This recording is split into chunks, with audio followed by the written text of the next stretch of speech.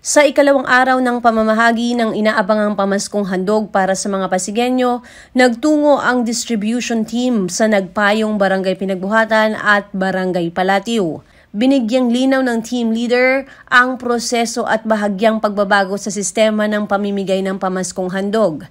Dagdag din niya para sa mga hindi maaabutan sa kani-kanilang bahay ay mag-iiwan sila ng form para sa mga instructions kung paano makukuha ang handog sa Pasigueño. Day 2 na po ng aming pamamahagi ng pamaskong handog.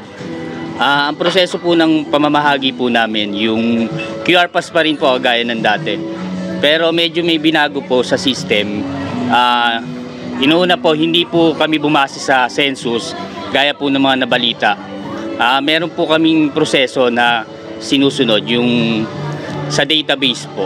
Bali 1 day lang po, ini-expect po namin na matatapos po ngayong araw na ito. Nakaka 50% na po tayo ngayong maghapon. Same pa rin po, nung nakaraan na 3 taon po, yun pa rin po yung mga laman, pamaskong handog po. Isa po per family po, yun po talaga yun noon pa rin pong ginagawa namin. Antayin lang po natin na makarating po sa bawat barangay po natin.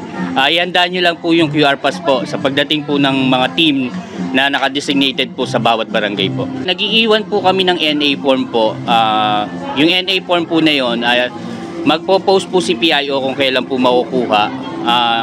Yung NA form po, itinatanong po namin sa kapitbahay nila na kung sino nakakakilala. Tapos iiwan po namin. Kung ilan po yung family po na nandun, ganun din po yung NA form po na bilang.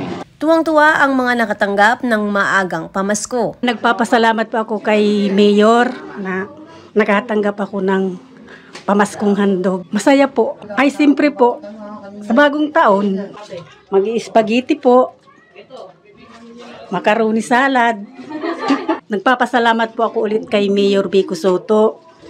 Maraming salamat po sa handog niyo pong pamasko. Maraming salamat po kay Mayor Vico sa pamaskong handog. Malaking tulong sa amin to para sa pang Noche Buena. Yan po. Mayor, maraming salamat po sa pamaskong handog na binigay mo. Maraming tulong po sa amin to sa pang Noche Buena. Thank you po. Merry Christmas.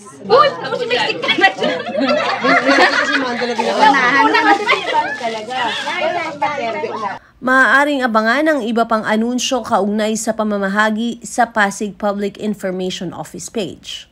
Ako si Luan Peñano para sa latest ng iNews Pasig.